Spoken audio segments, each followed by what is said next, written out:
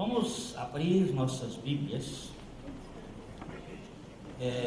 em Colossenses capítulo 3.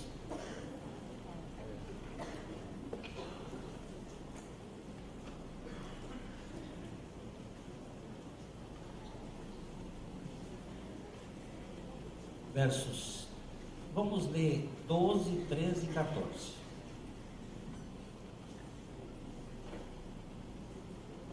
Revesti-vos, pois, como eleitos de Deus, santos e amados, de ternos afetos de misericórdia, de bondade, de humildade, de mansidão, de longanimidade. Suportai-vos uns aos outros, perdoai-vos mutuamente, caso alguém tenha motivo de queixa contra outrem. Assim como o Senhor vos perdoou, assim também perdoai vós. Acima de tudo isto, porém, esteja o amor, que é o vínculo da perfeição. Nós rogamos, Pai, o Senhor, a sua infinita misericórdia e graça, desobstrua os nossos pensamentos, os nossos ouvidos, para que nós possamos ouvir a Tua palavra, para que nós possamos ser tratados por Ti, de uma maneira profunda em nosso ser. Tu nos conheces, sabe das nossas profundas limitações, mas nós clamamos, Pai, que o Senhor trate, fale conosco, nesta noite, glorifique o Teu Filho Jesus. Salve vidas, estas vidas que Tu amas. Edifica os Teus filhos com a Tua palavra, com o Teu Espírito. Alegra os nossos corações na comunhão com o Teu Espírito Santo. Nós oramos agradecidos em nome de Jesus. Amém. E perdoai-vos. E perdoai-vos, e perdoai-vos. É insistente esse assunto. Nós estamos há vários domingos tentando ruminar um pouco mais, meditar nesta realidade. Por quê? Porque as mágoas, os ressentimentos, as amarguras, elas corroem a vida, elas nos sufocam, elas nos matam, elas nos adoecem. E há uma história de raízes profundas neste campo, às vezes até familiar e nacional. Povos inteiros que ficaram infestados por uma raiz de amargura. Uma raiz de amargura. Eu vou pegar hoje, se o Senhor assim permitir, até um pedaço, porque nós vamos, é um assunto que nós precisamos aprofundar um pouco mais. Vamos pegar inicialmente o Hebreus capítulo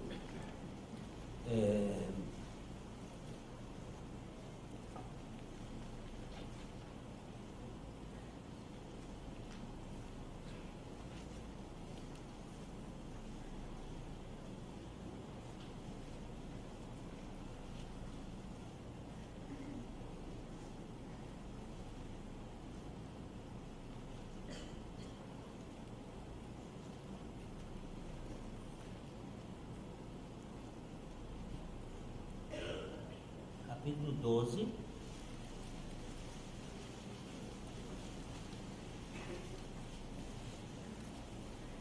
vamos ler aqui a partir do verso 14. 14 até 17. Segui a paz com todos e a santificação, sem a qual ninguém verá o Senhor, atentando diligentemente, porque ninguém seja faltoso, separando-se da graça de Deus, nem haja alguma raiz de amargura que, brotando, os perturbe, e por meio dela muitos sejam contaminados. Nem haja algum impuro ou profano, como foi Esaú, o qual, por um repasto, vendeu o seu direito de primogenitura.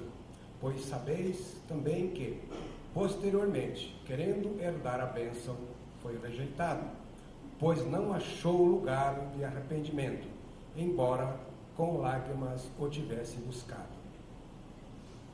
Pega esse pontinho aqui. Aqui ele está dizendo que este homem, Esaú, ele vendeu o seu direito de primogenitura. Está ligado isto a uma raiz de amargura.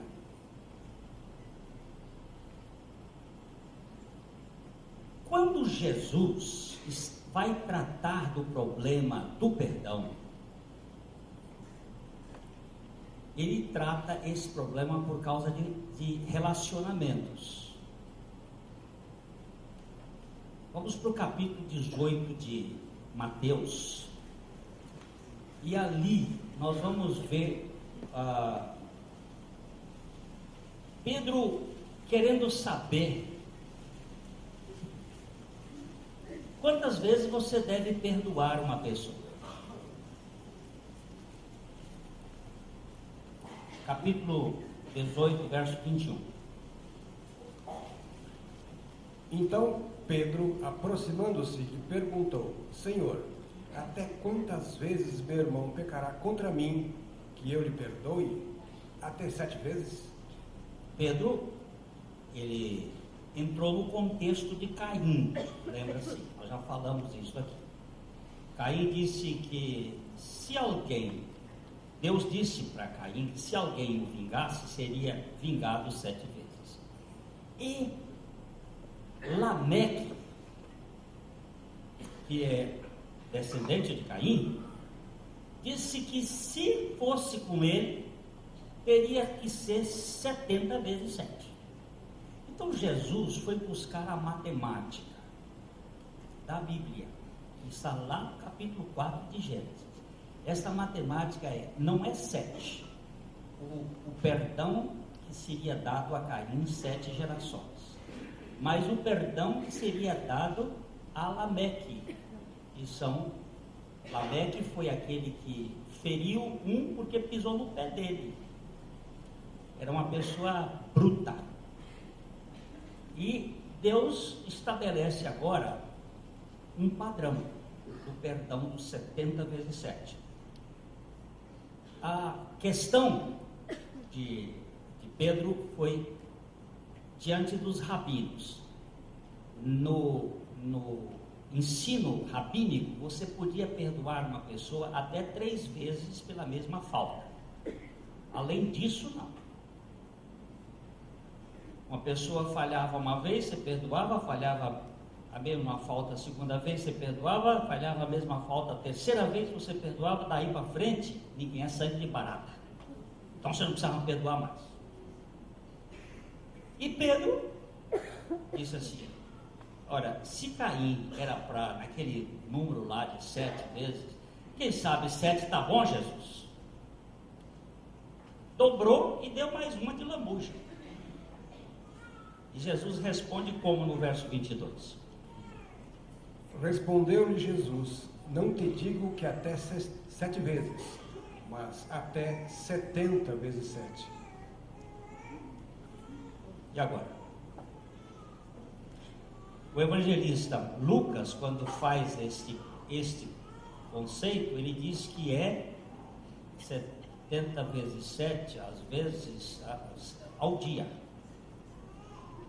Ao dia.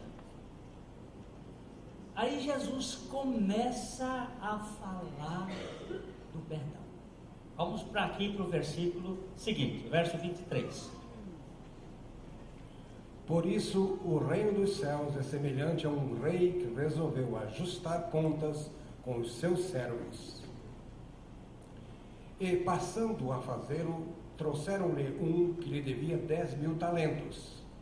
Não tendo ele, porém, com que pagar, ordenou o Senhor que fosse vendido ele, a mulher, os filhos e tudo quanto possuía, e que a dívida fosse paga. Então, o servo, prostrando-se reverente, rogou: "Sê paciente comigo, e tudo te pagarei." E o senhor daquele servo, compadecendo-se, mandou-o embora e perdoou-lhe a dívida. Saindo, porém, aquele servo, encontrou um dos seus conservos, que lhe devia 100 denários, e, agarrando-o, o sufocava, dizendo: "Paga-me o que me deves." Então, o seu conservo, caindo-lhe aos pés, lhe implorava: "Sê paciente comigo e te pagarei." Ele, entretanto, não quis. Antes, indo-se, o lançou na prisão, até que saldasse a dívida. Vendo os seus companheiros o que se havia passado, entristeceram-se muito e foram relatar ao seu senhor tudo o que acontecera. Então o seu senhor, chamando-o, lhe disse: "Servo malvado, perdoei-te aquela dívida toda porque me suplicaste. Não devias tu igualmente compadecer-se do seu conservo, como também eu me compadeci de ti?" E, indignando-se, o seu senhor o entregou aos verdugos, até que lhe pagasse toda a dívida. Assim também meu Pai Celeste vos fará, se do íntimo não perdoardes cada um a seu irmão. Jesus agora pegou uma coisa aqui que tem contexto.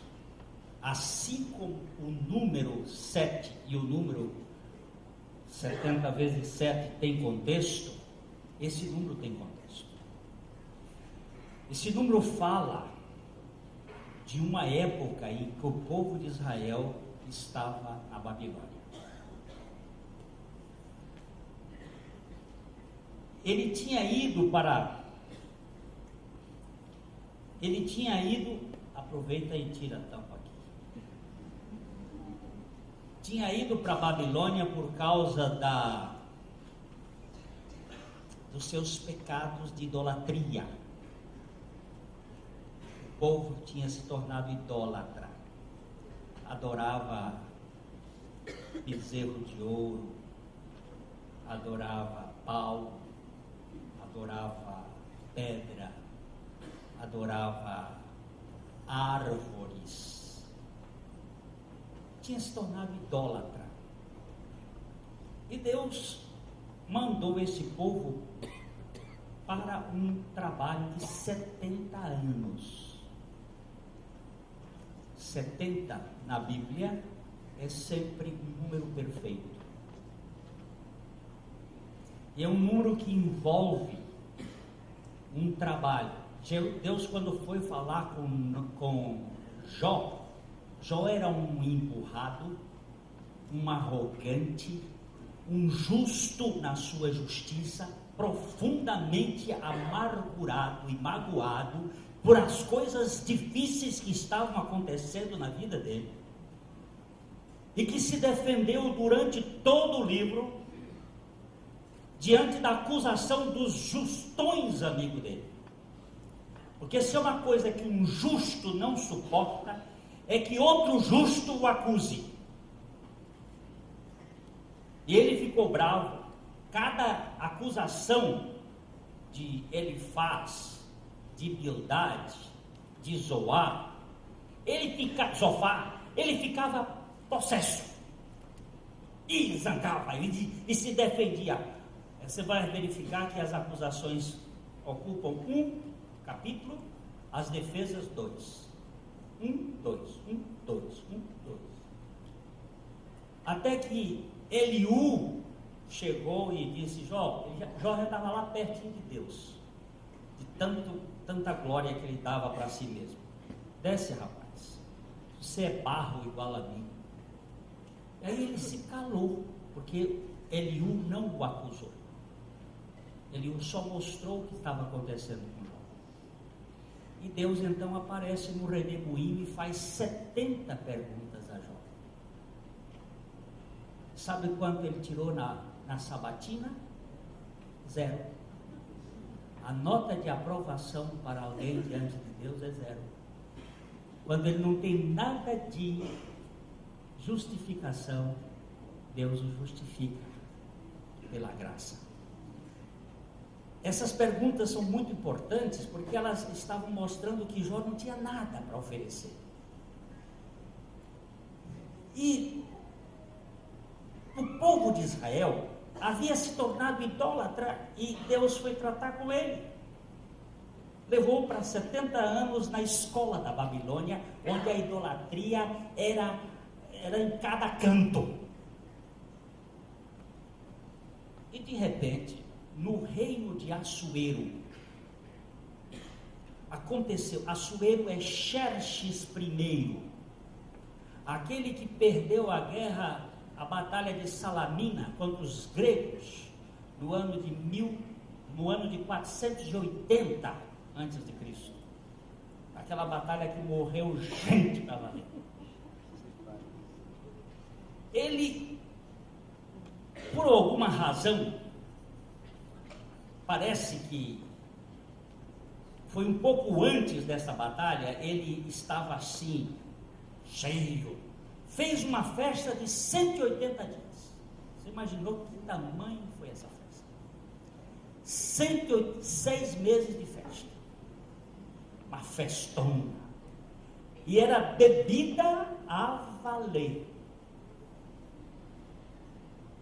Ninguém estava proibido. E houve um dia lá, no fim da festa, faltando 7 dias, eram 7 dias especiais, ele encheu a cara de tal forma e mandou buscar a sua rainha. As rainhas não moravam no mesmo palácio do rei. O rei ficava num palácio, a rainha ficava no outro palácio. Lá ela ficava cercada por os seus eunucos, homens castrados que cuidavam da rainha. Eram verdadeiros homens fortes, que tinham lá como guardas. E ele mandou chamar a rainha Vasti. E a rainha Vasti resolveu não ir. Vais tu, eu não vou. E quem é que pode falar, dizer que não vai na presença do rei? O rei chamou os seus 7 príncipes e disse: o que faça com uma mulher dessa? E os príncipes ficaram horrorizados e disseram: não pode deixar a mulher mandar, não. Se mulher mandar, nós vamos acabar com o nosso reino. Mulher não pode mandar. E fizeram um complô lá. Você imagina, as nossas princesas, elas não vão nos obedecer mais. E o rei achou que a coisa, parece que a Vasti não foi. Alguns estudiosos dizem porque ele estava bêbado e ele queria expô-la numa dança, uma coisa muito vulgar, uma espécie de striptease. Isso é coisa antiga. E ela, mais recatada, fez essa posição. Mas dentro deste livro, isso faz parte do plano de Deus. É um livro que não cita o nome de Deus. Existem 2 livros na Bíblia que não tem o nome de Deus. É o livro de Esté e o livro de Cântico dos Cânticos. Mas Deus está misturado ali tão profundamente que você não acha um versículo que ele não esteja por lá, reagindo por trás dos bastidores. Então, a Vasti não foi, o rei ficou bravo e destituiu-a da função de rainha, e os seus ajudantes lá, os seus príncipes, a turma do ministério dele, capitaneada por senhor Amã. Amã significa altivo, magnífico, aquele cara, guarde bem esse nome aqui. Esse nome aqui está ligado àquele cara lá atrás, Esaú. É aqui que nós temos que pegar, viu? E esse cara começaram a dizer, olha, vai procurar umas bolsas no império. Sabe que o John começava o império de Xerxes ou de Assuero? Na Índia. Sabe onde acabava? Na Etiópia. Eram 127 províncias. E ele então mandou buscar moças bonitas. Mas lá em Suzã, que era a capital do Império Persa, tinha uma moça muito bonita chamada Hadassa. Essa Hadassa era Murta, era sobrinha do Mardoqueu, um cara que aparece muito no livro de Esther, é a figura importante desse livro de Esther. E Mardoqueu significa homem pequeno, é um homem pequeno contra o magnífico, o Amã. E eles disseram, vamos buscar moças. E eram moças bonitas, formosas, educadas. E aí saindo procurando e achando. E a Hadassa achou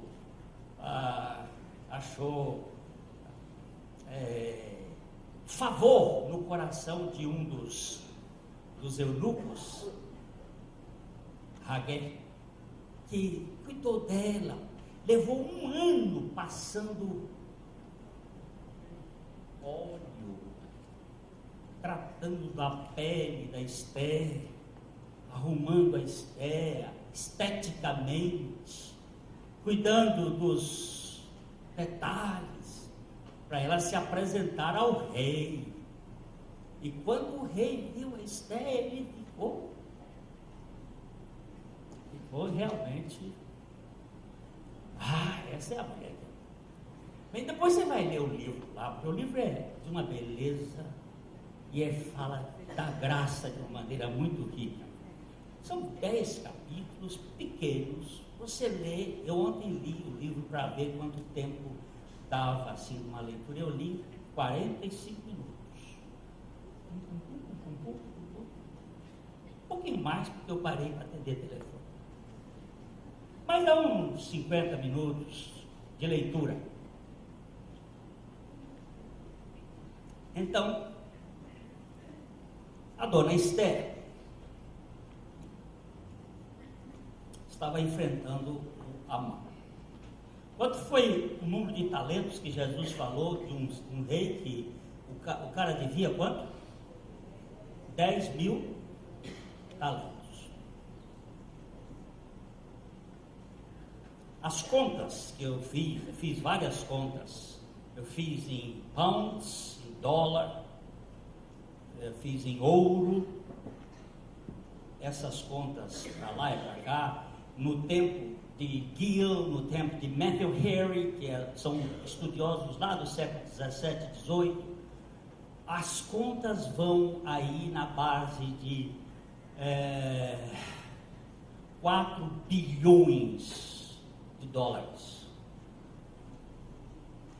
O dólar hoje ele é muito inflacionado, então talvez seja um pouco mais, mas era bastante dinheiro. Foi esta mesma quantia que o senhor Amã apresentou para o rei Assuero para extinguir o povo judeu. Ele queria acabar com os judeus na face das suas províncias, das 127 províncias. Então nós vamos agora ler no Esther capítulo 3.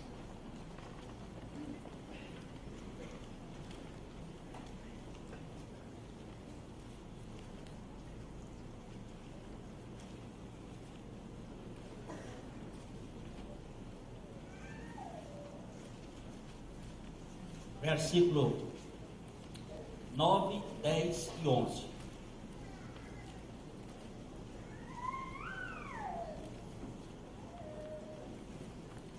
Esther 3, 9, 10 e 11.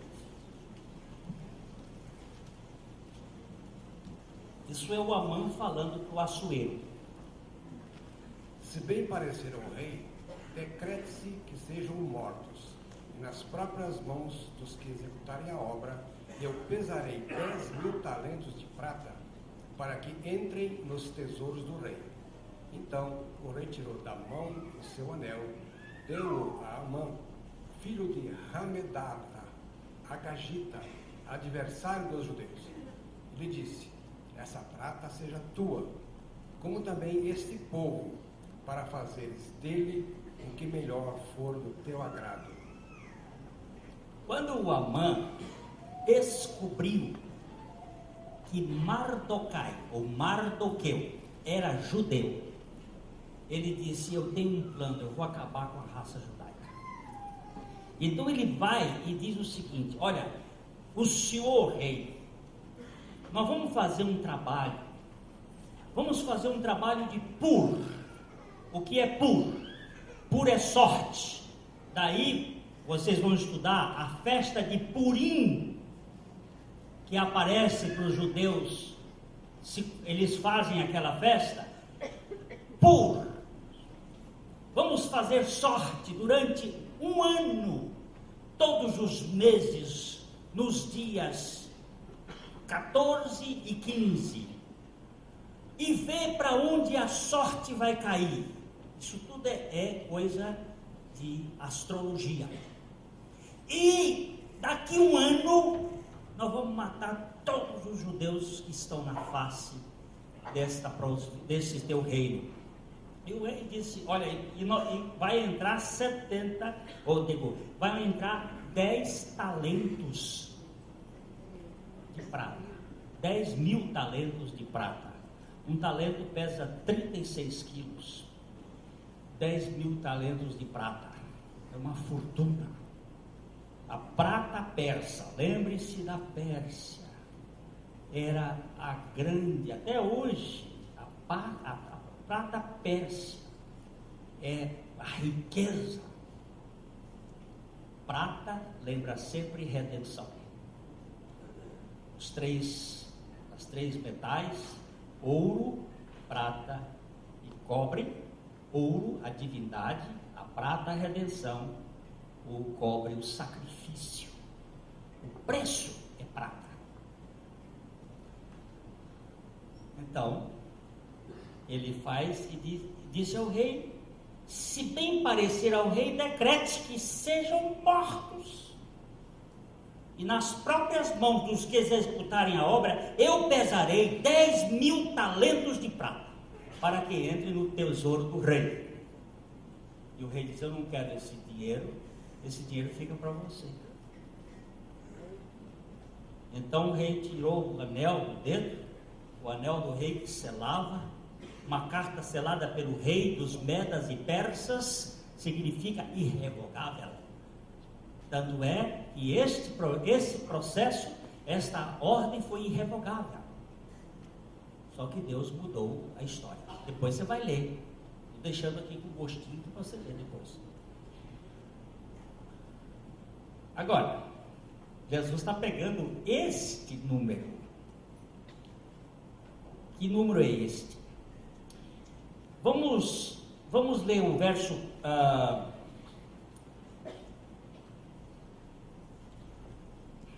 o verso 12 do capítulo 36 de Gênesis.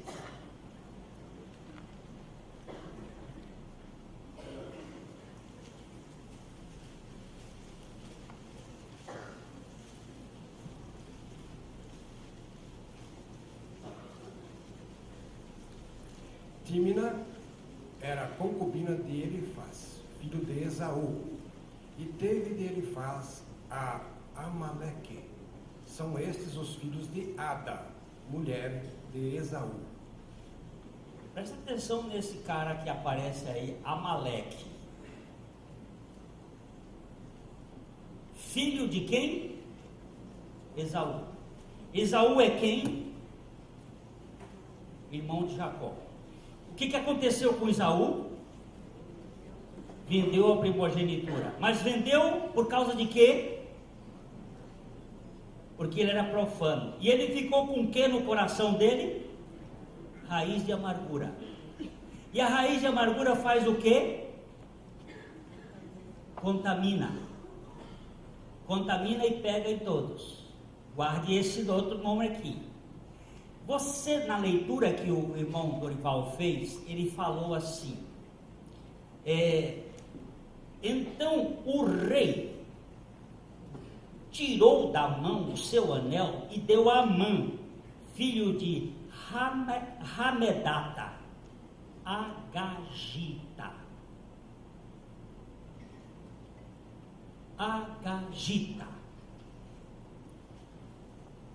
O que esse nome está fazendo aí? Vamos para 1 Samuel, capítulo 15, verso 8.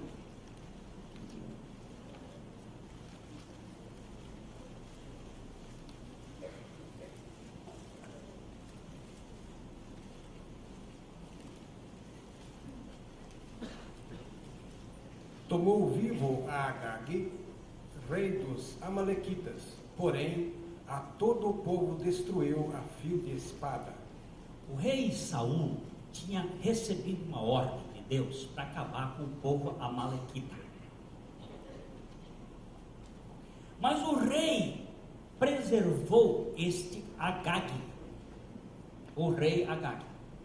Só que este rei já tinha uma previsão ou uma profecia feita por um profeta que foi pago para amaldiçoar o povo de Deus, um senhor Balaão, que recebeu um dinheiro do Balaque para amaldiçoar o povo de Deus, e Deus transformou a maldição em bênção, porque você não pode amaldiçoar aquilo que Deus abençoou. Mesmo que você queira amaldiçoar, a maldição não vai chegar naquele que Deus põe a sua bênção. Este senhor Balaão fez uma profecia a respeito deste Agag. Puxa vida, 470 anos antes. Vamos lá para Números, capítulo 24.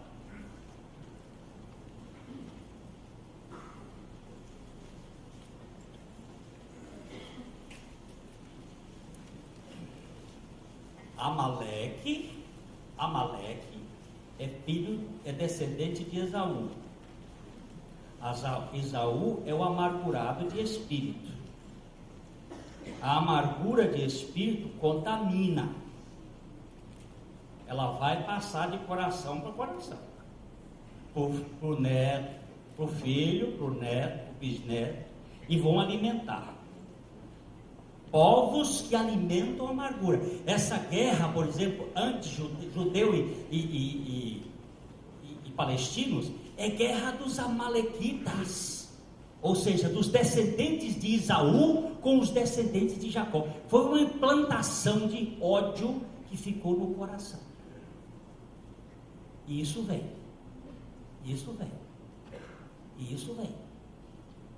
Alimentado. E você alimenta. Aquilo vai crescendo. Nós estamos aonde? No texto que vamos ler agora? Números 24. Vamos ler o verso 43. Não, peraí. Vamos ler o verso, era 14, 43. Vamos ler o verso 7. Águas manarão de seus baldes, e as suas sementeiras terão águas abundantes. O seu rei se levantará mais do que Agag, e o seu reino será exaltado. Presta atenção aqui. Ele está falando do rei de Israel, que seria exaltado. Israel não tinha rei. Era um povo que estava no deserto. E Balaão está dizendo, o seu rei, que foi Saul, será mais exaltado do que Agag. Que a terra do povo de Deus seria uma terra de muita prosperidade. E que ele seria exaltado mais do que Agag. Essa é a primeira vez que esse Agag aparece gaguejando aqui. Veja o verso 20, do 24. Viu Balaão a Amaleque, proferiu a sua palavra e disse: Amaleque é o primeiro das nações, porém o seu fim será destruição. Viu os queneus. Vai parar que é isso aí, já serve para nós. Amaleque era a primeira das nações. Foi o primeiro povo que lutou contra o judeu na saída lá em Refidim. Eles lutaram contra os judeus. E eles impediram que o povo... É muito interessante você depois estudar isso. Eles impediram que o povo passasse pelo território deles. Era um povo aguerrido, porque tinha amargura de espírito. Porém, lembra-se que Saul preservou Agag, não o matou, mas Samuel não aceitou isso. Vamos voltar para Samuel, 1 Samuel capítulo 15, verso 33.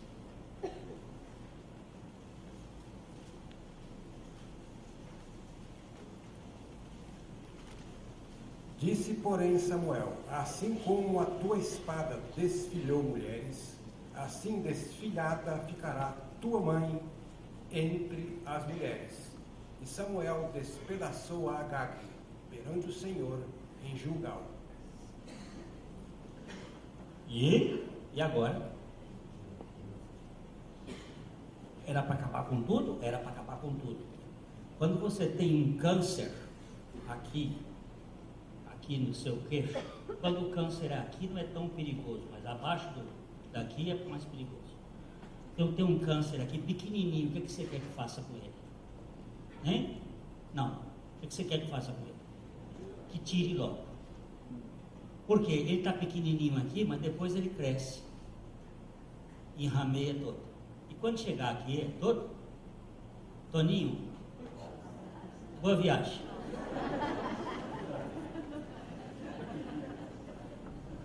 Havia um câncer em Israel. Deus disse: tira esse câncer.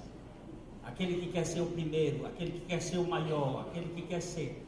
Mas sobrou um. Ele chamava-se Amã, o Agagita, descendente de Agag, segundo Flávio Joséfos, historiador judaico. Esse Agagita é que queria acabar com o povo de Deus. E o Mardoqueu, sentava-se na porta do palácio, com uma roupa muito simples. E quando o Amã vinha, ele não levantava e não se curvava diante do Amã. E aí os porteiros do palácio disseram: você tem que se curvar diante do Amã, porque o rei mandou. Mas eu não me curvo diante de inimigo. Ele já sabia quem era esse Amã. E durante todo o tempo, aí o Amã mandou fazer uma forca para matar o Mardoqueu. E acabou morrendo na forca. Depois você vai ler a história do Amã e do Mardoqueu. Mas vai, por favor.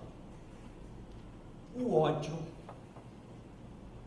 a raiz de amargura, que tinha sido implantada lá em Esaú, passou. Esaú é irmão de Jacó.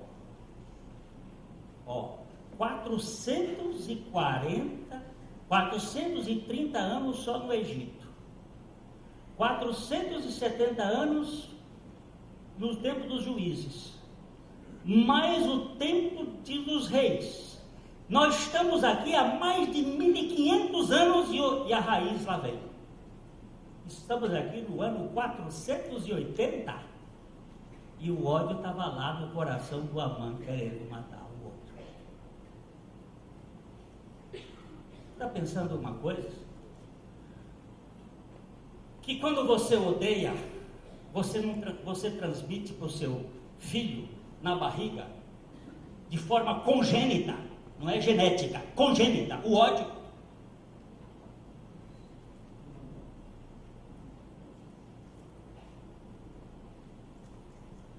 E aquilo fica, e você fica na casa conversando de raiva, o que vai ficar? E você fica conversando de ódio, o que vai ficar? E aquele negócio vem, e vem, e vem, e vem, e vem. Aí Jesus diz assim, ó, um rei resolveu prestar contas com um servo que ele devia 4 bilhões de dólares. 10.000 talentos. Mas este cara tinha que vender tudo para poder pagar e não ia pagar. Ele tinha que vender ele, a mulher, os filhos, os bens e tudo, e ele não saldava a conta.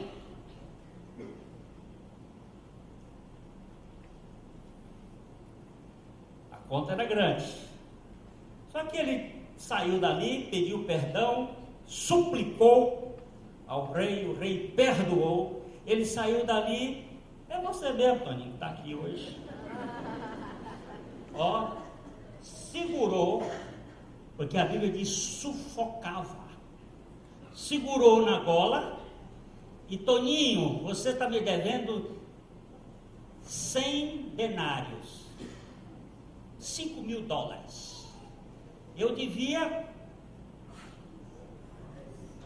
4 bilhões de dólares, você me deve 5.000, me paga, me paga, me paga, me paga.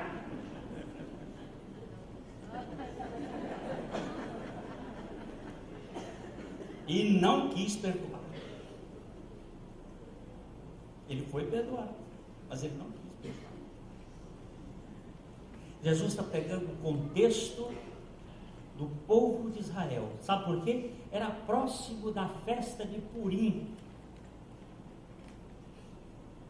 quando Jesus falou essas coisas.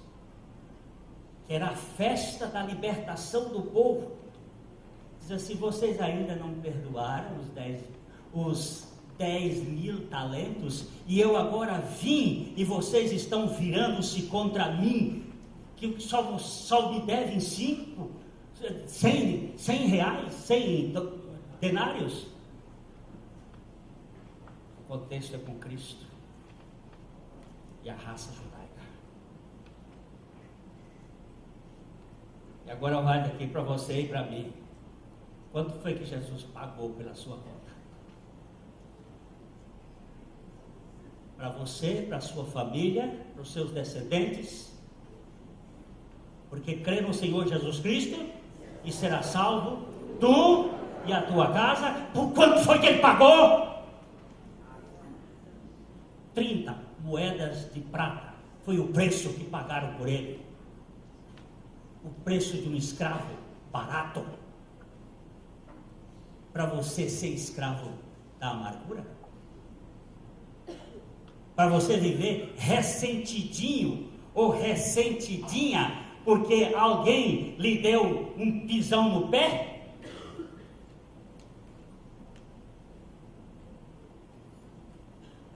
Porque alguém olhou para você de soslaio, você agora está, mexeu com a minha honra. Que honra você tem, trapo de imundícia?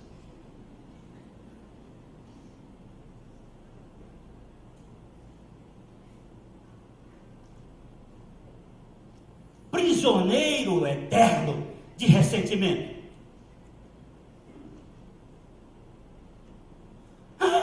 Mas me ofenderam. Ofendeu o quê? De quanto você foi perdoado?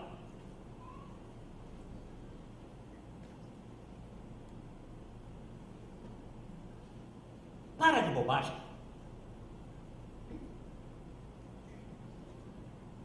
Fica aí fazendo forca para enforcar quem?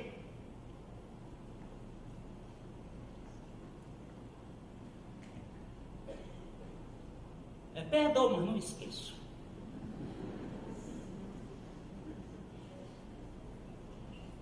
Tá, você está me obrigando a perdoar mais. Eu me lembro quando era menino que brigava com meu irmão, minha mãe fazia as pazes. fases de mãe. Abraça ele aí. Aí abraçava. Abraça porque chicote não dói. Né? Abraçava. Aí depois dizia: perdoa ele. Perdoa? Perdoa. Você me paga.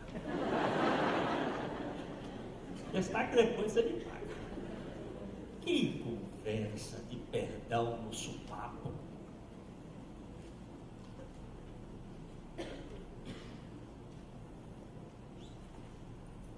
Se você foi perdoado, não perdoa, lembre-se dos verdugos que vão pegar o cacete em cima de você. Até o último centavo, o último centilo. Mas eu não perdoo. Dias, para acabar hoje, 2 dias antes do Natal, Frank e Elizabeth Morris receberam um telefonema dizendo que seu filho único, Ted, de 18 anos de idade, havia sido ferido num grave acidente. A pessoa os instruía a procurar com urgência um grande hospital em Nashville, estado do Tennessee. Quando chegaram ao hospital, um neurocirurgião lhes deu a triste notícia: Ted está morto. No dia seguinte, na delegacia, o casal Morris ficou sabendo que o outro motorista, Tommy Higgins, havia sofrido apenas ferimentos leves.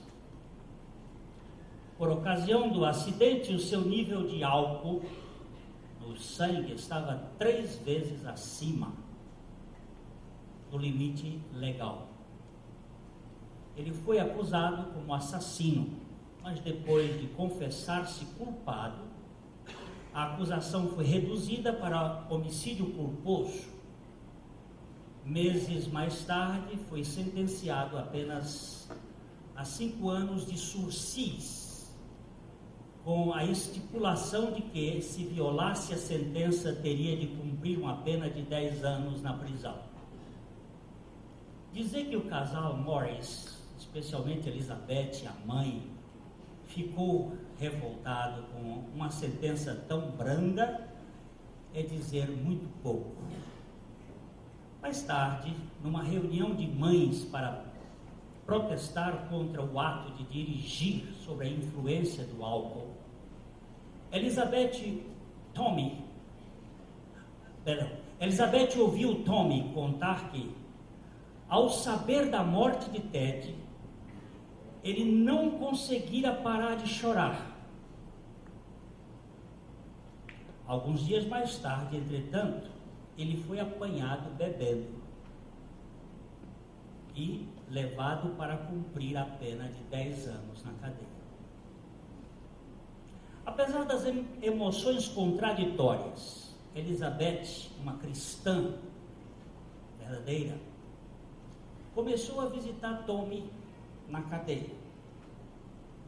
Um dia, enquanto conversava, ele, chorando, lhe implorou perdão. Eu lhe perdoo, respondeu Elizabeth, acrescentando: e eu gostaria, Tommy, que você me perdoasse por eu tê-lo odiado tanto. Ó, senhora Morris, é claro, disse ele com muita emoção.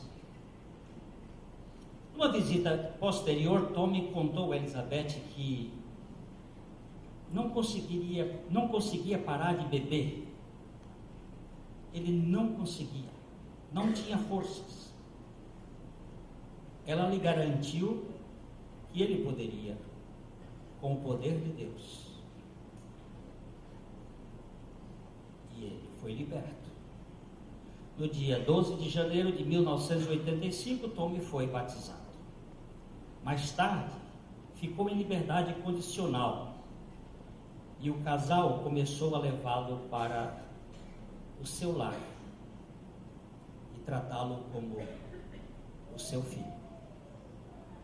Escrevendo para a edição de janeiro de 1986, da revista Guidepost, Elizabeth disse que, depois disso, ela começou a gozar de paz. Paz que só Deus pode dar. E Tom, ele hoje é um cristão. É um homem diferente. Quem pode fazer isto? Só o Senhor.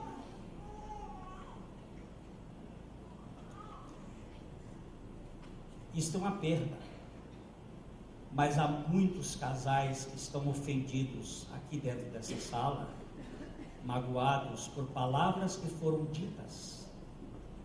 Há uns anos atrás, num casamento aqui nesta sala, eu terminei o casamento. Nós tratamos muito da questão de ser necessário um casal se perdoar. Não deixar o sol se pôr antes do perdão. E, terminada a reunião, um casal, os noivos saindo, eu estava subindo aqui, o casal chegou para mim e disse: pastor, por favor. Eu me virei e ele disse: o senhor fez 2 casamentos hoje. 2 por quê? Porque o Senhor fez dos noivos e fez o nosso. Como assim? Ele disse: nós estamos casados há 34 anos, há 17 anos nós vivemos em quartos separados. Estamos juntos por causa de filhos e de herança e de sociedade. E hoje nós viemos aqui na farsa da sociedade, porque somos parentes do noivo e viemos aqui na aparência. Parece que a gente está bem, mas era um problema sério. Mas quando o Senhor começou a falar ali sobre perdão, algo me tocou profundamente. E eu virei-me para ela e disse: mulher, você me perdoa por tudo que eu já lhe fiz? Pastor, eu disse isso com toda a sinceridade do meu coração naquele momento. Ela olhou para mim com os olhos cheios de lágrimas e disse: e você me perdoa por tudo? Pastor, a festa vai ser lá no buffet tal. Mas nós não vamos para a festa que faz 17 anos que nós não temos lua de mel. Vão em paz com Deus, o Senhor me dê calma.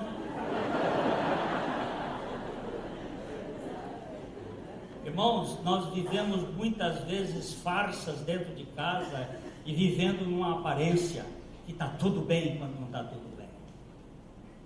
Lembre-se que este número que Jesus apanhou era o número do sacrifício da raça dele, oferecido por um arrogante que queria exterminar por causa da amargura que havia implantado há 1500 anos atrás.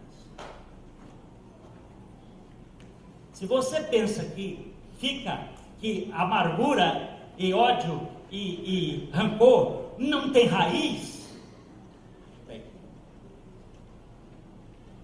e é forte. Por isso que o Senhor quer nos desarraigar deste mundo terrível, desses rancores, dessas amarguras, e nos fazer filhos do Altíssimo, para que nós possamos orar pelos nossos adversários, dizendo assim: Deus abençoa essa vida. Esta vida me fez o mal, mas eu quero o bem para ele. Mas não é o meu bem, é o bem do Senhor. É aquela oração do velho Antônio Abuchain, quando disseram que ele era homossexual e que ele estava fazendo um mal terrível. Ele curvou a cabeça e fez uma oração: Senhor, vinga-me do Dirceu. E eu fiquei muito decepcionado, porque ele estava pedindo vingança. Naquele momento ele disse: Senhor, vinga-me do Dirceu, faze com que ele nasça de novo e se torne uma nova criatura. Ô vingança bendita! A melhor vingança que você pode ter para com uma pessoa é que ela se torne filha de Deus. Esse é o preço da redenção. Você vai ficar guardando ele? Aí mas ele me estuprou. Isso foi uma moça que veio aqui, que estava com encosto. Eu tenho um encosto. Eu digo: o que é encosto? É um troço que me dá e eu caio. É um encosto. E como é que esse encosto faz? Aí ela começou a contar o encosto. E eu fui pegando a ponta da meada do encosto. E o encosto foi encostando no padrasto. O padrasto, desde os 8 anos até os 14, abusou dela.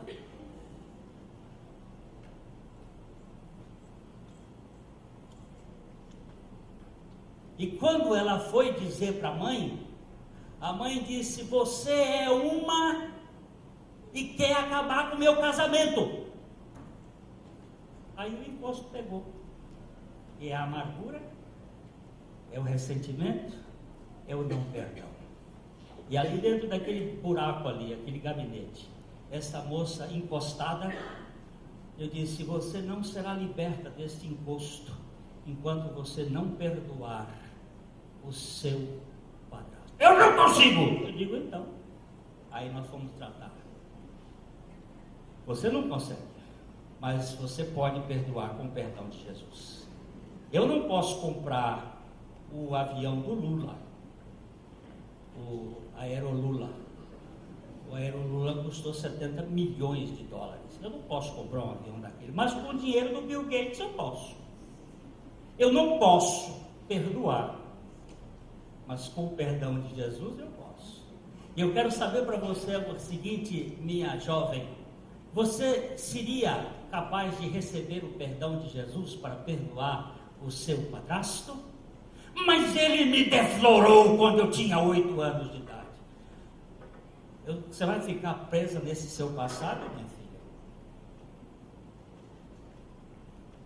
Você quer ficar presa nesse seu passado? Você quer ser prisioneira da sua mente? Mas isso é demais. Eu digo: é demais. Mas demais foi ele morrer naquela cruz por você e por mim, e levar todos os nossos pecados. Demais é o amor dele por você. E quando ela orou ali dentro daquele gabinete, foi tão lindo vê-la soltar a corda do barco e deixar ele velejar ao sopro do vento do Espírito Santo. Bom, você não tem que viver refém das suas amarguras. Mas você não sabe. Sei. Você não sabe o que eu sei. Mas Deus é maravilhoso. Por favor, saia desta penitenciária de segurança máxima que o diabo tem colocado na sua vida. Quantas vezes? 70 vezes 7. Qual é a dívida? Impagável. Mas está perdoado. Em nome de Jesus. Vamos voltar ainda mais. Irmãos, eu estou vendo curas pela internet, as cartinhas que têm chegado, os irmãos que estão ouvindo aí. Nós temos hoje muitas pessoas ligadas, plugadas, são milhares. Nós estamos fazendo um investimento Até quero dizer para vocês que estão sendo abençoados lá fora, ajude a pagar esse investimento aqui que é caro. Manda dinheiro para ir, porque aí ajuda a fazer. Porque a gente é muito caro fazer essas coisas. É cabo de, como é que chama? Fibra ótica, é não sei mais o que, é coisas. E olha, gente, sabe por quê? Porque Cristo nos libertou. Temos recebido cartinhas. Olha, eu estava debaixo do governo do capeta. Ele sabe como botar você para baixo. E você se defendendo. Mas nós vamos tratar mais de Amã, viu? E como é que Deus acaba com os Amã? Aqueles que vêm amargurando a vida da gente. Deus tira eles. Sabe, os filhos de Amã foram todos mortos. Eram 10. Depois nós vamos estudar os 10 filhos de Amã. Tem gente aí com tanto filho de Amã, agarrado com ele, preso neles, e não sabe como viver uma vida liberta. Celebre! Ai. Agora foi, né? Viva como bezerro que foi solto da estribaria. Você já viu como é que ele faz? Sai cabriolando. Quero ver como é que você vai sair daqui hoje. Você sai assim arrastando, igual o velho quando está indo para a sepultura, né? Quando fica velho, quando começar a arrastar o pé, está caminhando para a sepultura. Ou se você sai pulando feito bezerro desmamado. Cristo me libertou. Que vida que eu vou viver? É a vida daquele que está em mim. Perdão. Cadê a sogra? Agora minha mulher é sogra. Perdoa. Cadê o sogro? Perdoa. Você tem alguém magoado que ele magoou na vida? Não? Nunca ninguém lhe magoou. Já perdoou? Aleluia! Você tem alguém que lhe magoou? Já? E você perdoou? Essa aqui do lado do capeta. Está tentando, coisa que tenta é capeta. Não, senhora, solta, em nome de Jesus. Solta. Está perdoado, em nome do Senhor. Você já perdoou? Perdoou mesmo? E você? Olha. Perdoou? Soltou? Em nome do Senhor? Eu vou perguntar para todo mundo, não, mas não saia, porque você é responsável por isso. Ah, mas eu não tenho força. Tem sim, que o Senhor está lhe dando. Eu não tenho capacidade. Tem sim, porque o Senhor está lhe dando. Bendito seja o Senhor. Muito bem, domingo que vem tem mais. Perdão. Você tem mágoa? Nenhuma. Vareia? Vamos tratar aqui agora. Tem alguma coisa que precisa soltar? Ele ficou meio vermelho agora. Tem. Solta hoje. Solta, em nome do Senhor. Olhe para essa pessoa agora dizendo: Senhor, está perdoado. Eu estou sentindo sinceridade nos seus olhos. Ninguém brinca com mágoa, não, que ela vem, ela vai. E o culpado é você. Porque Jesus já levou. Senhor, eu te agradeço porque o Senhor não desiste de nós. O Senhor continua insistindo com a tua graça, dia a dia, renovando a tua misericórdia e nos fazendo ver que nada merecemos. Mesmo assim, tu és o Deus que nos aceitou e nos ama com amor eterno. Pai, não permitas que ninguém que está aqui esta noite viva nessa tirania da amargura, do ressentimento. Qualquer pessoa que esteja ouvindo esta mensagem, ou que vier ouvir, que o Senhor trate com o coração deles, libertando essas vidas, para que haja suficiência de Cristo e alegria de Cristo nos seus corações. Nós clamamos em nome de Jesus. Amém. Vão em paz, festejando. A mensagem que você acabou de assistir faz parte do Ministério de Comunicação Palavra da Cruz. Temos um grande acervo de estudos bíblicos em áudio e vídeo. Distribuímos também, gratuitamente, o jornal mensal Palavra da Cruz. Entre em contato conosco pelo fone fax 0 operadora 43 3322 3037 ou pelo e-mail com@palavradacruz.com.br. Visite-nos também pelo site www.palavradacruz.com.br. Graça e paz.